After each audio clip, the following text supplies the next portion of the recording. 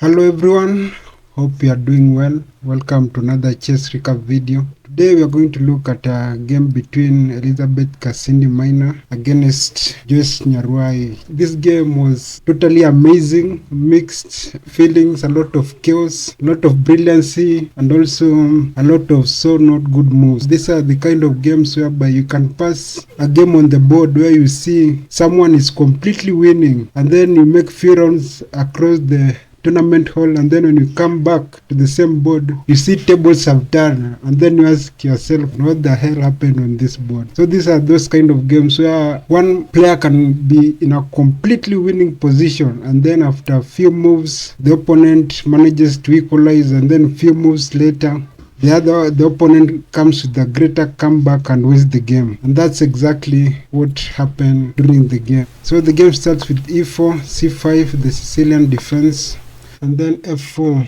a very sharp line, and then black responds with d6, knight to f3, knight to c6, pawn takes, and then knight takes, and then black responds with knight to f6, knight to c3 played by white, and then g6 preparing to fianchetto the bishop, and then bishop to b5 kind of pinning the knight, and then bishop to d7 preventing the pin, and then here white falls back.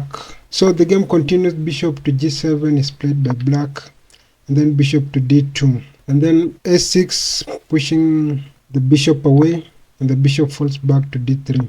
And then here is where now the game starts being interesting. Queen to b6 played by black, double attacking this pawn on b2 and also preventing white from castling. A very interesting move by black. So white responds by bringing the rook to b1, preventing the attack. And then after black castles, queen to e2, preparing to bring the bishop to e3. Then after e5, bishop to e3 is played by white. Black played a very interesting move, knight to d4. And by the way, that move was quite an interesting, because even though it's kind of a counter attack move, it hangs a free pawn, and the free pawn is obtained by white picking the pawn on e5, and then if black recaptures, white goes for that particular pawn, and then black can try to attack the knight by bringing the queen to d6, and then white can simply fall back, counter-attacking the queen on d6, and then here no matter what black plays is still safe because of this move, queen to d2, and by the end of the line still white is a pawn up. But during the game that didn't happen, and black played this move rook a to c8, which was a very interesting move. So in this particular position, it's quite interesting to take a few things into consideration. First of all, there is this nasty pin by white. This knight can't move, even though black can pick this knight with tempo.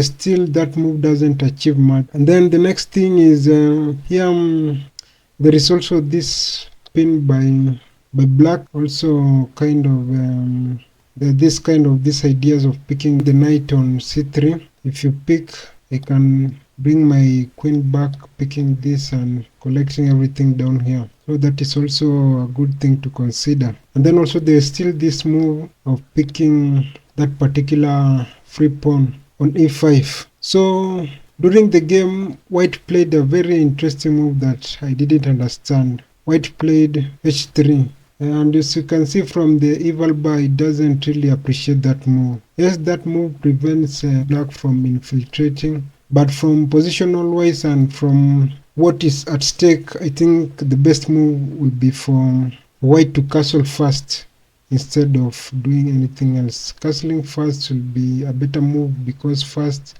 it will render this pin useless, and then also after castling, if black decide to pick this knight with a check, white can simply recapture the knight using the rook, and still there will be this bishop attacking the queen, so the queen will obviously need to move to a better square. So this move h3, I really didn't understand it, because there was a lot of chaos going on in the game, and white had to address those chaos. But this passive move h3, really, it didn't do much, and it is in this particular position that black was able to punish white for that passive move by playing this brilliant move rook captures c3. And then here, since you haven't castled and you are under pin, you can't capture the rook using the pawn, and the best option is to capture using the queen. So during the game, white went for picking the knight on d4, and here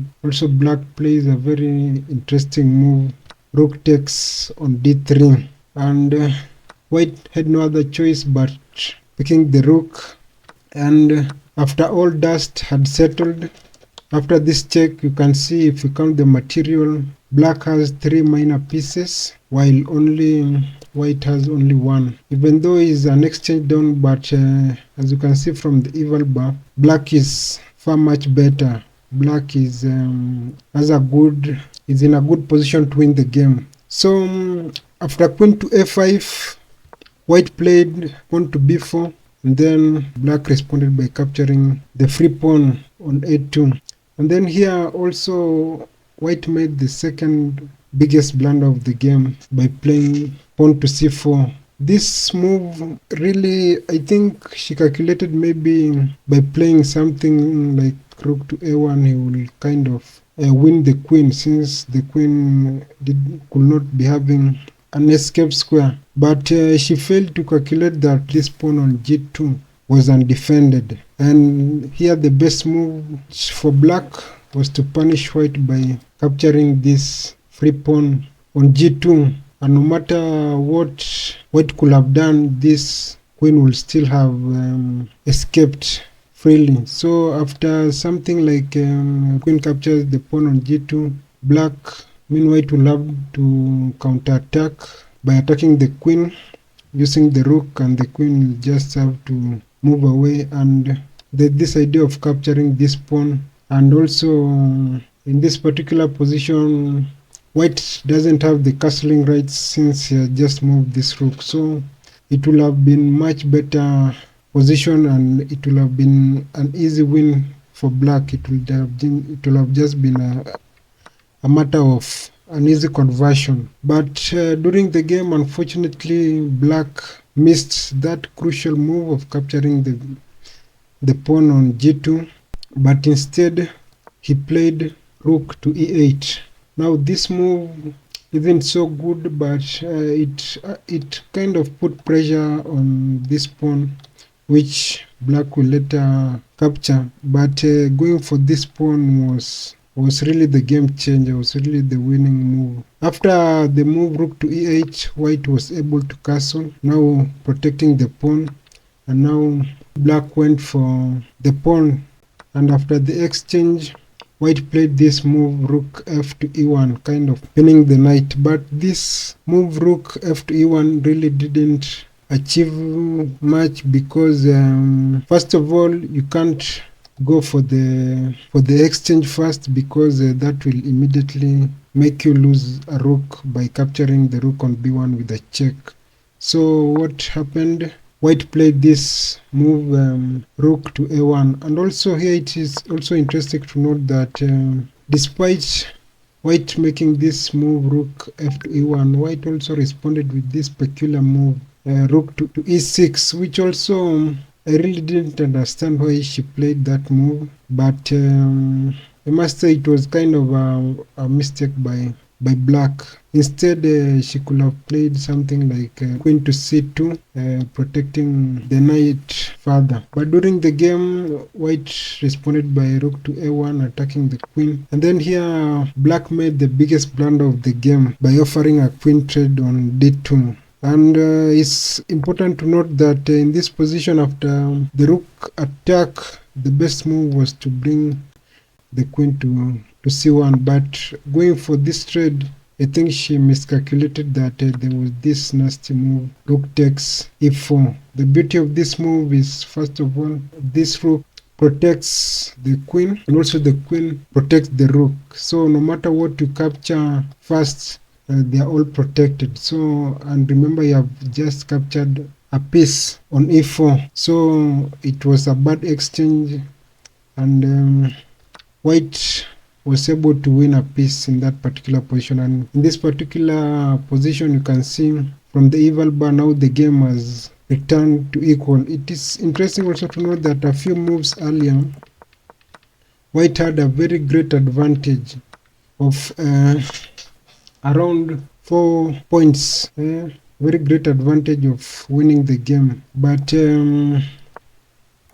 after a few moves, White was able to actually consolidate, and the game became equal again. So queen takes b4 was played by Black, capturing the pawn, and now White tried to consolidate its pieces by bringing the rook to d1. And then also this exchange wasn't necessary, I must say, because remember in this position for Black to try and keep as many pieces on the board as possible, even though that rook was still falling either way. But he would have let White to capture the rook first instead of her going to pick the rook, so that was rather not so good exchange. But during the game she went for the exchange and White recaptured with the queen. Bishop to c6 was played, attacking the queen, and the queen just fell back to the initial square that it was. So, and then here also not so good move by Black, trying to force a queen trade. This queen trade, it wasn't really necessary because in this kind of position it favors White, but nevertheless I think White didn't want to bring the pawn to c5, kind of connecting these 3 pawns by the pawn being on c5. So instead she moved the king to f1, and White was in a much better position. As you can see from the eval bar, now White has an advantage of 0.7, which was kind of a good advantage. So the game continues with b5, kind of simplifying, but also this simplification still favors White. King to e1 was played, and then here Black trying to kind of win material but still trying to go for the exchange. White says no, is given a check, and she brings her queen to safety by playing king to h2. And then here again also not so good move by Black, forcing really for the exchange, but this exchange helps White further because that pawn either way falls. And then still, after all the dust has settled, they come to this particular end game. As you can see, they have 3 pawns on the king side, and then here White has a rook and Black has a bishop and a pass pawn. This is a very interesting endgame, not so easy to convert, but with accurate play White is much better. As you can see from the eval bar, it shows that even though Black is a pawn up, still White is at a much better position to convert the game. So the game continues. Joyce Nyaruai tries her best and tries to convert the game in her own way. Rook to b3, attacking the bishop falls back. So here it was just a matter of shuffling, trying to find the best way to move or to win the game. For now, as you can see from the eval bar, it shows that the game now has stabilized by White allowing the king to come up to b5. It kind of stabilized the game. Remember, Black has the advantage of having his pawn on a light square which is protected by the bishop. Hence, even if White goes to attack, he still can't achieve much. The king to d4 was played, and then bishop to e6 by Black, g5 by White, and then king to b4 played by Black, attacking the rook. So here it's interesting to note that White played this move rook to a1. Now this move rook to a1 was quite a blunder because it offered a Black an opportunity to win the game, but the line was pretty long, so I'll just show you how Black could have converted this particular win.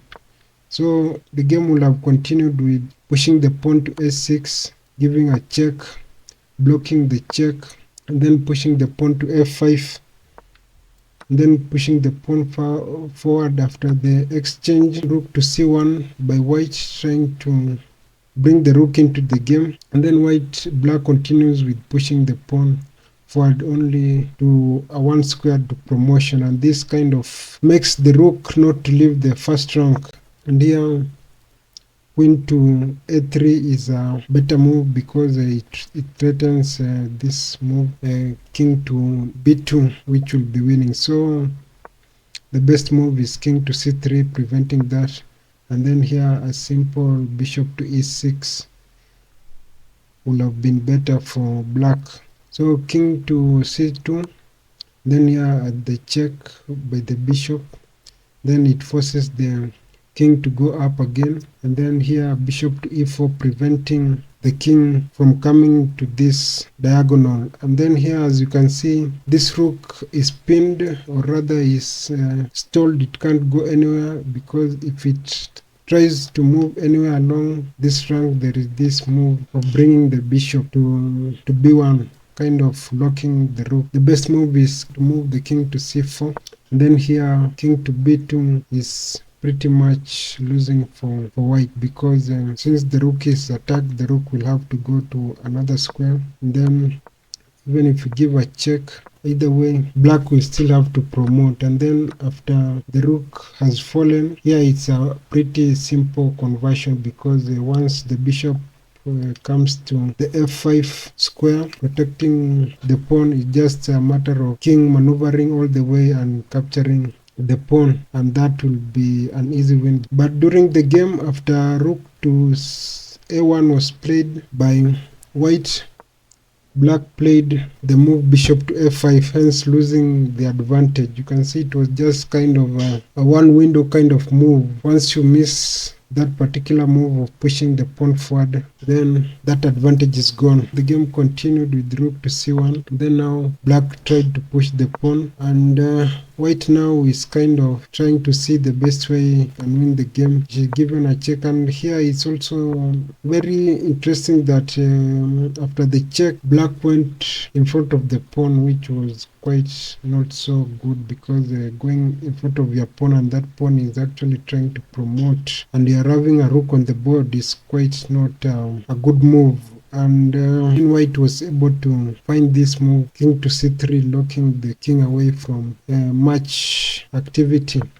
So king to a2 was played by black, then given a check, going down. And then here king coming slowly, the king is given a check, and then king to c1 was played by white. Now this move, pushing the pawn forward, didn't yield much, because after the rook going to b6 or any other square, remember the king is actually doesn't have much squares, because it's in a very bad square. It is cornered. So even if it tries to move, the effect of the rook on the b file is so much intense, and since the king is in front of the pawn, the king is kind of locked. So the game continues. And then here also black makes the second blunder by pushing the pawn further to a2, and rook to d6 actually threatens checkmate on d1, and black prevents that by playing bishop to g4. White clamps down the king further by playing the move rook to b6, and then after the move king to c2, even after the check, now the black king is completely clamped down, and it doesn't have any other possible squares. Remember, even the pawn can't move now. It's just a matter of moving the bishop. So the game continues, and then here black plays a very big blunder, I can say, during the game, because this move allows that particular sack. And then after this move king to c2, white is now winning. Black responds with pushing the pawn to e5. It is important to know that in this position you can't capture the pawn, because if you capture the pawn, you enter into a stalemate and it will be a draw. So the best move is to allow the pawn to continue with its journey. And after this promotion, white promotes into a knight, giving a check, but this check doesn't help much because of this move. Queen to b3 check, and then here is just a pretty checkmate being delivered on d2. And that's how the game went. It was a very interesting game. This game was actually, black was meant to win the game, but she gave it away. Maybe the chess gods were not on her favor on that particular day, but every day we learn, and these things usually happen. You can be in a very winning situation, but you can miss a winning move, and by missing that particular winning move, it costs you the game. So white was able to convert the game, and black lost the game, and that's how the game went. Thanks for watching, and see you in my next recap video. Bye bye for now.